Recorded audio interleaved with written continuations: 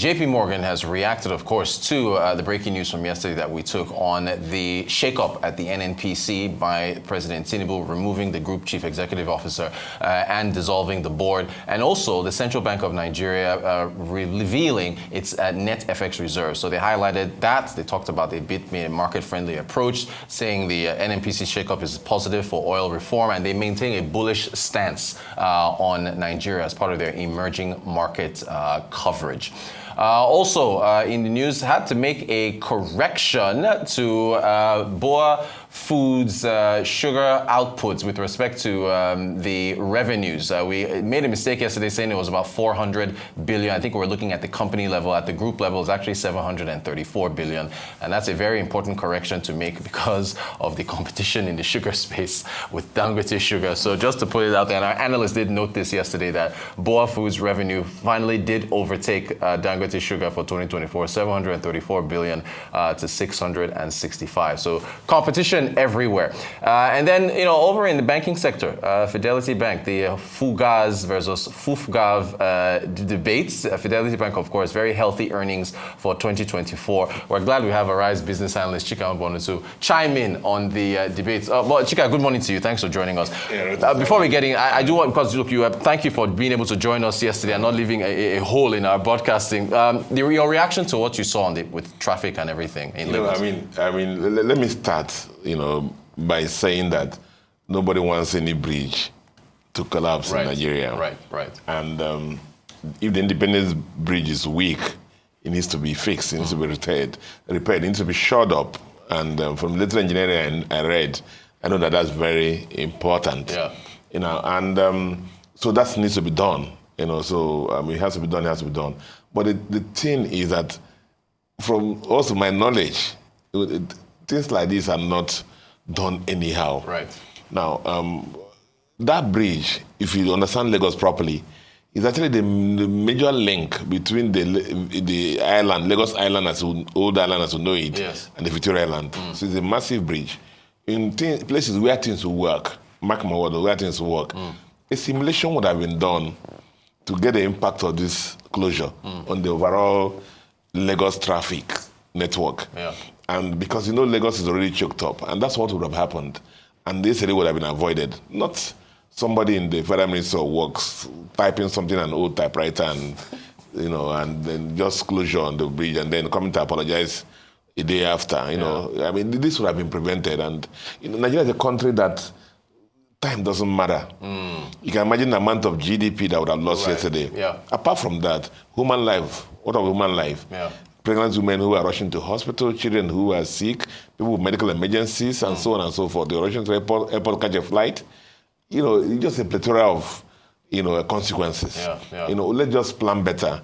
And, these things are very simple. All these people who work for us, when they go abroad, they see how these things are done. Exactly. When they come over here, they just become anyhow.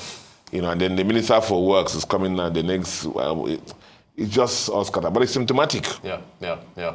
Or the kind of country that we live in. Exactly. And I was going to ask you, Rotus, have you seen our senators? I saw the House, the Brazil people, Parliament debating the Trump tariff and the passing the bill. Our own, have you, I'm sure have they done it? I've been out of circulation. No response. The 14%, maybe, I'm sure there are more important things to discuss now. Let me just keep my mouth shut.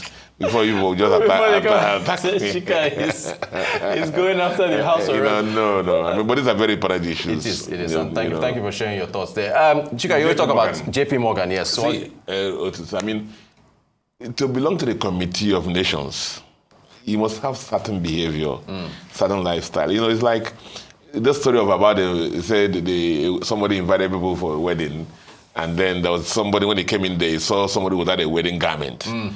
And he had to throw the person out. Nigeria used to be that individual that didn't have a wedding garment. Right. At the time, remember, all the democracies would be there, and our leaders would come in military uniform, and they just be out of place. Thank God that has been resolved. Yeah. The same thing with the key elements of the economy, the central bank, the oil industry, they have lacked transparency and predictability.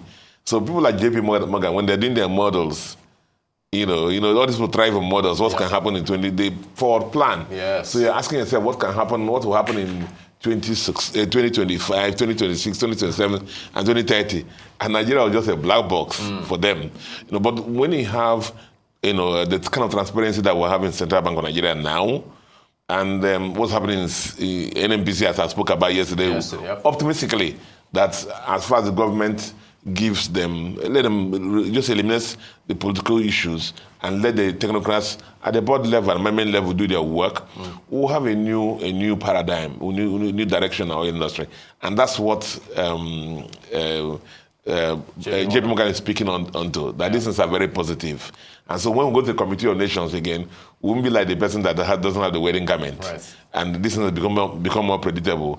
And if anybody is going there now to go and ask for loans or ask for transactions and whatever, people will tend to listen to them. If a CBN goes there to talk, people tend to listen to them. Like this country, they're very serious people. Yeah. Not just a black box that nobody can predict what's happening there.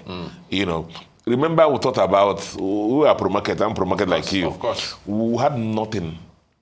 As we said in this program, that whether it's P2B or Atiku, or even Kwakwanso, or that one, believed that they couldn't survive without removing subsidy. Right. I thought about it 3 years ago, we were a broke country. Of course. FX subsidy had to go. Yep. Now, but our complaint has been how it has been managed. And the consequences thereon.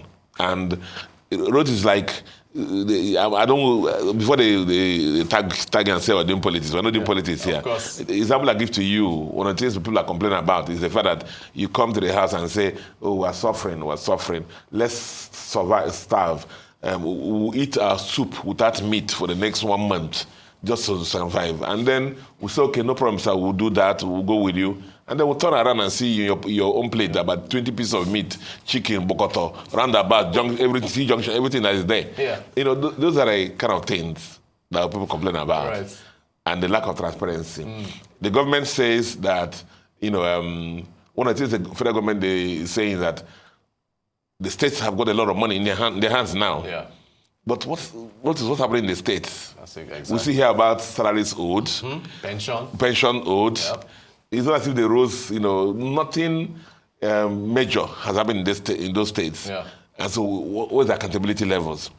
I've pressed the people of Lagos State here and said, at least the two dividends of democracy include the red line and the blue line. Yeah. Yeah. And a lot of states need to do that. And so that's basically what it is. And JP Morgan is right. There's more transparency. Once there's more transparency, things are more predictable. And the economy will thrive in the long term. Yeah. And and so that you have this input, that the output is predictable. Yeah. But before it's just a black box. Since we're talking CBN transparency, CBN regulates the banks. Let's go to the banks now. I wanted you to talk about this yesterday, but we ran out of time. Yes, Fidelity Bank. Where do you stand on this? Maybe you give a background on this FUGAZ. Let me put it this way. Yeah. For the 30, 31, 32 banks in Nigeria, deposit money banks in Nigeria, we can roughly classify them into 3 groups. They're about the tier 1 banks. There are about maybe 5 of them now. We can call the names. So their first names are used to form the word FUGAZ. Yeah. Now, for our viewers, the F there represents First Bank. Yeah. The U there represents UBA. Yep. The G there represents Guaranty Trust Bank. Yep. And then the A represents Access Bank. That's right. And the Z represents Zenith Bank. Right. So that's the FUGAZ. Yes. FUGAZ. Yeah. So that's the first top 5 banks. Then you have the tier 2 banks in Nigeria, and you have a couple of them there. Fidelity is there. FCMB is there. Sterling is there. I think Wema is also there. And a couple of other sprinkles of them. And then you have most of the ones entire 3 banks. Right. Let me not mention the names here. It's like in those schools, those times in school, they say after calling 1, 2, 3, they say, and the following people also passed. So let's leave them. But they are fully licensed banks. Yeah. Now, so I'm a student of strategy. Of course. And I love people who vision, who have strategic intent. Now, I think 5 years ago, when Fidelity Bank did a strategy, and they said, at the end of this a strategic time period. Yeah. Our objective is that we want to limp into the tier one, the FUGAZ, and and that's the striving, making sure, pushing everything to that. Even when the button changed, the lady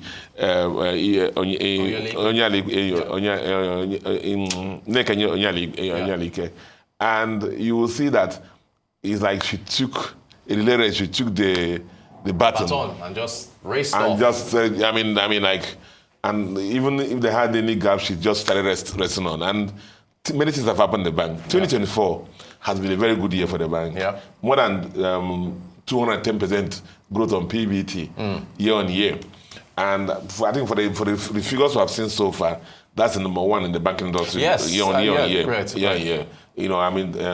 Printing at about 386 billion. And the thing about their profit also is not just you can tie it to one end. It's the real core banking. Right. Real core banking. Yeah. The financial intermediation, the fees, the transaction income, and so on and so forth. And that has grown. Deposit base has grown. Total asset of almost about 9 trillion. And that's the thing. Now, among the FUGAZ, the smallest there is about 14 trillion. Right. So that's the other argument. The other argument. Right. Now, market cap. Among the FUGAZ, I think the smallest there is about 1.01 trillion. Right. The last, as at today, I think the market cap for Fidelity Bank is 957 billion. So they're almost there. 1 trillion. That was there. That was there. Yeah. So again, national, international licensing. Yeah. They are there. They have long operation now, Yeah. and with this, they are aiming for the 500 billion capital. Right. Now, this is why I commend them also, because they had a first mover advantage, but people like us had some palpitation, because remember before then, Nigerian companies are not done even initial public offerings or other right to. Everybody is doing right issues. Yes. They haven't done other issues there, and so wondering how would the market respond to Fidelity Bank, because they were doing a combo of the right issues and the normal issues. But look at what happened. Stock price. They oversubscribed. Yeah. The right issue was oversubscribed. Yeah. Their normal issues was oversubscribed. And that gave the confidence to a lot of other banks to come into the play. Right. And that happened. Stock price before the right issue was about 9.75 naira. Yeah. Today is about 19 naira. Yeah. Big jump. Big jump. So on most parameters, they will qualify. They're there. So Fidelity is making the play that FUGAZ, we should smuggle in another F to make it FUFGAZ. Well, the jury's out there, and then we'll continue to look at, as they're pushing. Yeah. It's the same when your AC is cooling. You don't do like this. Yes, exactly. The system will, it's not my fault. The system will literally push them in there. Yeah.